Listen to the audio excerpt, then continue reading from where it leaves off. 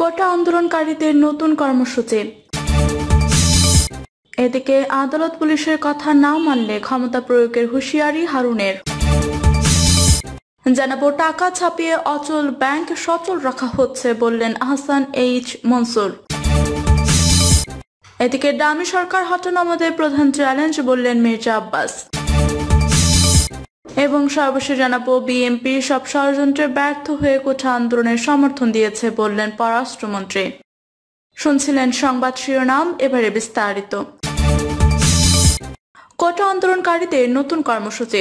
কোটা বৈষম্য নিরসন করে সংসদে আইন পাশের লক্ষ্যে জরুরি অধিবেশনের আহ্বান ও 24 ঘন্টার মধ্যে মিথ্যা মামলা প্রত্যাহারের দাবিতে নতুন কর্মসূচি ঘোষণা করেছেন আন্দোলনকারী শিক্ষার্থীরা। আগামীকাল রোববার সকাল 11টায় বঙ্গভবন অভিমুখে গণপদযাত্রা ও মহামান্য রাষ্ট্রপতি বরাবর স্মারকলিপি প্রদান করবেন শিক্ষার্থীরা। এছাড়াও অন্যান্য শিক্ষা প্রতিষ্ঠান নিজ নিজ জেলা প্রশাসক কার্যালয় অভিমুখে পদযাত্রা নিয়ে একই দাবিতে জেলা প্রশাসকের মাধ্যমে মহামান্য রাষ্ট্রপতি বরাবর স্মারকলিপি প্রদান করবেন। গত 11 জুলাই শাহবাগ মোড়ে পুলিশের সঙ্গে ধাক্কাধাক্কিতে জড়ায় আন্দোলনকারীরা। এমনকি ব্যারিকেড ভেঙে খানিকটা সামনে অগ্রসর হয় এবং জল কামানের উপর উঠে উল্লাস করেন অনেকে। এই ঘটনায় শিক্ষার্থীদের বিরুদ্ধে মামলা হয়েছে। পুলিশের যানবাহন ভাঙচুর অর্থাৎ সরকারি সম্পত্তির ক্ষয়ক্ষতি, পুলিশ সদস্যদের উপর হামলা এবং মারধরের অভিযোগ তুলে শুক্রবার রাতে রাজেরবাগ পুলিশ লাইন্সের পরিবহন বিভাগের গাড়ি চালক খলিলুর রহমান বাদী হয়ে রাজধানীর শাহবাগ থানায় এই মামলা করেন। মামলার আসামি হিসেবে অজ্ঞাত পরিচয়ে অনেক শিক্ষার্থী উল্লেখ করা হয়েছে। মামলার এজাহারে উল্লেখ করা হয়, গত 11 জুলাই কোটা বৈষম্য বিরোধী ছাত্র আন্দোলনের পূর্ব ঘোষিত আন্দোলনের কর্মসূচি ছিল। সে অনুযায়ী ঢাকা বিশ্ববিদ্যালয়ের কেন্দ্রীয় গ্রন্থাগারের সামনে অজ্ঞাত পরিচয় ছাত্ররা জড়ো হয়ে বিভিন্ন হলের সামনে দিয়ে প্রদক্ষিণ করে বিকেল 4টার সময় স্লোগান দিতে দিতে শাহবাগ মোড়ের দিকে অগ্রসর হতে থাকেন। এক পর্যায়ে আন্দোলনকারীরা শাহবাগ মোড় অতিক্রম করে বেআইনি জনতার আবদ্ধ হয়ে দাঙ্গা সৃষ্টি করে সরকারি দায়িত্ব পালনে বাধা সৃষ্টি করে। তার শাহবাগ মোড়ে পুলিশের ব্যারিকেড ভেঙে ফেলেন ও পুলিশের সঙ্গে ধাক্কাধাক্কি করেন। এই সময় কর্তব্যরত পুলিশের সদস্যদের মারধর করে সাধারণ জখম করেন। পরে তারা হোটেল ইন্টারকন্টিনেন্টালের দিকে অগ্রসর হতে থাকলে পুলিশের সিনিয়র কর্মকর্তা ছাত্রদের বুঝিয়ে শুনিয়ে পুনরায় শাহবাগ মোড়ে ফিরিয়ে আনতে যায়। এজাহারে বলা হয়, এই অবস্থায় বিএসএমএমইউ এর পাশে নিরাপদ স্থানে রাখা এপিসি 25 ও ওয়াটার ক্যাননের চারদিকে ঘেরাও করে অসংখ্য আন্দোলনকারীরা উঠে উত্তাম নৃত্য শুরু করে। তারা ওয়াটার ক্যানন চালককে গাড়ি থেকে জোর করে বের করার চেষ্টা ও গতিরোধ করে। এর ফলে এপিসি 25-এর সামনে দুটি এসএস স্ট্যান্ড, বনাটের উপর বাম পাশের রেডিও অ্যান্টেনা এবং ডান পাশের পেছনে চাকার মার্ট গার্ড চলি এবং ওয়াটার ক্যাননের বাম পাশের লুকিং গ্লাস ভেঙে আনুমানিক 5 লাখ টাকার ক্ষয়ক্ষতি করেন। এই বিষয়ে শাহবাগ থানায় একটি সাধারণ ডায়েরি করা হয়। ছাত্রদের অন্যান্য সিনিয়র স্যাররা বুঝিয়ে শুনিয়ে এপিসি 25 ওয়াটার ক্যানন থেকে নামিয়ে আনেন এবং পরিস্থিতি শান্ত করার চেষ্টা করেন, কিন্তু তারা আরো ক্ষিপ্ত হয়ে পুলিশকে লক্ষ্য করে পানির বোতল, টেপ টেনিস বল ও ইটের টুকরা ছুড়ে মারেন। এতে অনেক পুলিশ সদস্য আঘাতপ্রাপ্ত হন। মামলার এজাহারে আরো উল্লেখ করা হয়, ঘটনাস্থলে উপস্থিত সব সিনিয়র কর্মকর্তা পুলিশের সদস্যরা অত্যন্ত ধৈর্যের সঙ্গে পরিস্থিতি নিয়ন্ত্রণে রাখার চেষ্টা করেন।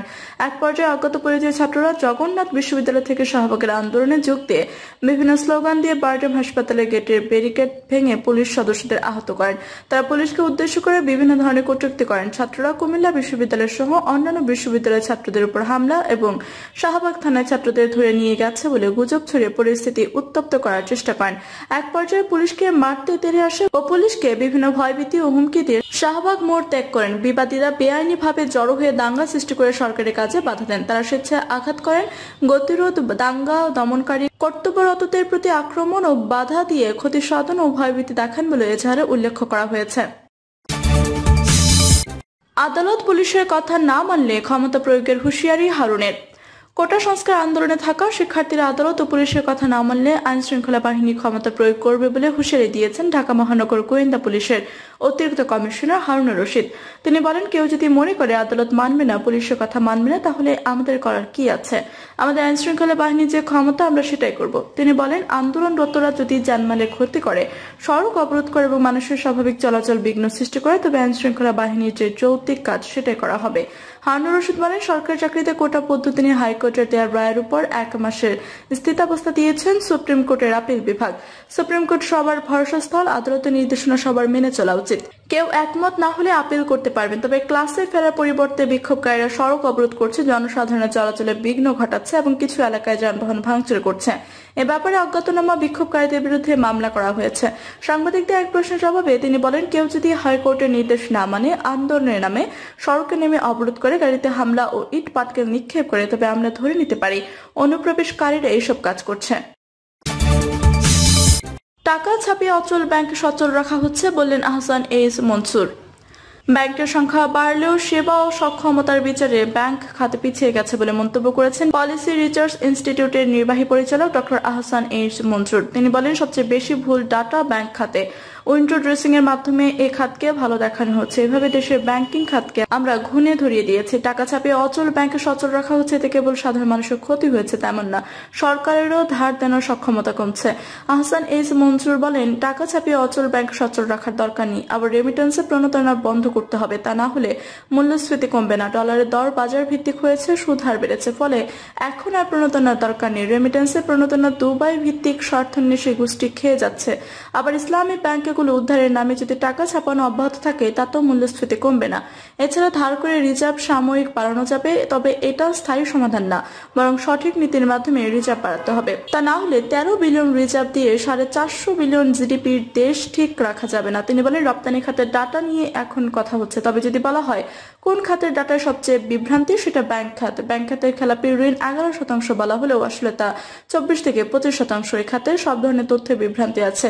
এটা কার্পেটের নিচে ময়লা রেখে পরিস্থিতি ভালো দেখানোর মতো, তবে ময়লা যেহেতু আছে, গন্ধ ছড়াবেই। নির্বাচনের আগে আর্থিক খাতে অনেক ধরনের সংস্কারের কথা বলা হলো, কিন্তু 6 মাস পর হলো সংস্কারের কোনো উদ্যোগ দেখা গেল না। ব্যাংক খাতে তারল্য সমস্যার কারণে সরকার ঋণ নিতে পারছে না উল্লেখ করে আহসান এইচ মনসুর বলেন, সরকার ব্যাংক ব্যবস্থা থেকে 1,56,000 কোটি টাকা ঋণ নেওয়ার লক্ষ্যমাত্রা ঠিক করেছিলেন, তবে নিতে পেরেছেন 96,000 কোটি টাকা। চলতি অর্থ বছরে 1,37,500 কোটি টাকা ঋণ নেওয়ার লক্ষ্যমাত্রা ঠিক করেছে। এখন যদি আমানতে 10% প্রবৃদ্ধি হয়, তারপরও বাড়বে 1,70,000 কোটি টাকা। এখন এর অধিকাংশ যদি সরকার নিয়ে যায়, বেসরকারি খাতে ঋণ বাড়বে কি করে? নিজেদের পারফরমেন্স দেখানোর জন্য কৃষি উৎপাদন বেশি দেখানো হয় বলে মন্তব্য করেন এই গবেষক। তিনি বলেন, কৃষি উৎপাদনের পাশাপাশি পণ্যের উৎপাদন বৃদ্ধিতে মনোযোগ দিতে হবে। ডাটার স্বচ্ছতা নিশ্চিত করতে হবে। 3,60,000 মেট্রিক টন চাল উৎপাদন দেখানো হচ্ছে, আবার আমদানিও হচ্ছে। এত চাল কোথায় যায়, কারা খায়? আমরা এখন মাছ উৎপাদনে নাকি বিশ্বের দ্বিতীয়, অথচ মাছের দাম তো কমে না।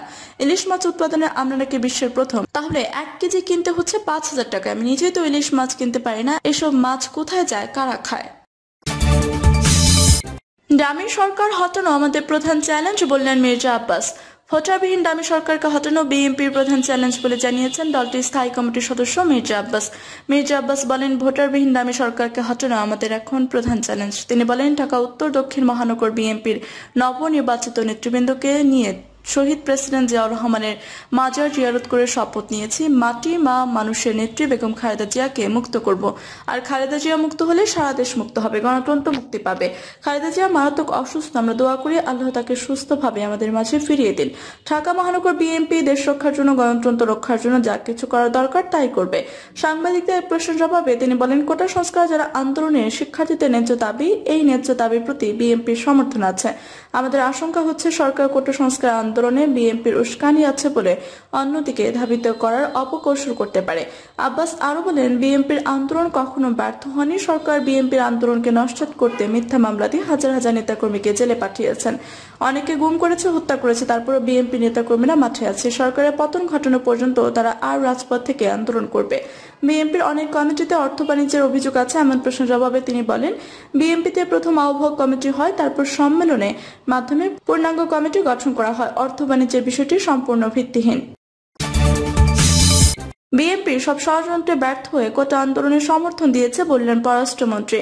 পররাষ্ট্রমন্ত্রী আওয়ামী লীগের যুগ্ম সাধারণ সম্পাদক ডক্টর হাসান মাহমুদ বলেছেন, বিএনপি সব ষড়যন্ত্র ব্যর্থ হয়েছে, তাই এখন তারা কোটার আন্দোলনকারীদের সমর্থন দিয়ে দেশকে অস্থিতিশীল পরিস্থিতির দিকে নিয়ে যেতে চাচ্ছে।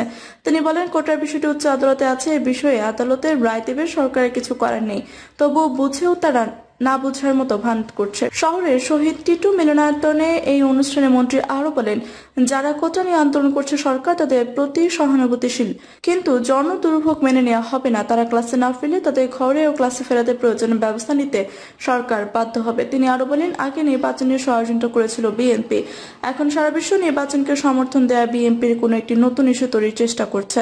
মন্ত্রী বলেন, প্রধানমন্ত্রী শেখ হাসিনা অনেক বড় বড় সংকটের সমাধান করতে পারেন। আজ শেখ হাসিনা শুধু আওয়ামী লীগের সভানেত্রী নন, তিনি এখন বিশ্ব নেতা। প্রিয় দর্শক, এই ছিল এখনকার মতো সর্বশেষ সংবাদ। আপনি সব সংবাদ পেতে চ্যানেলটি সাবস্ক্রাইব করে পাশে থাকা বেল বাটনটি ক্লিক করে রাখুন। ধন্যবাদ সবাইকে এতক্ষণ সাথে থাকার জন্য।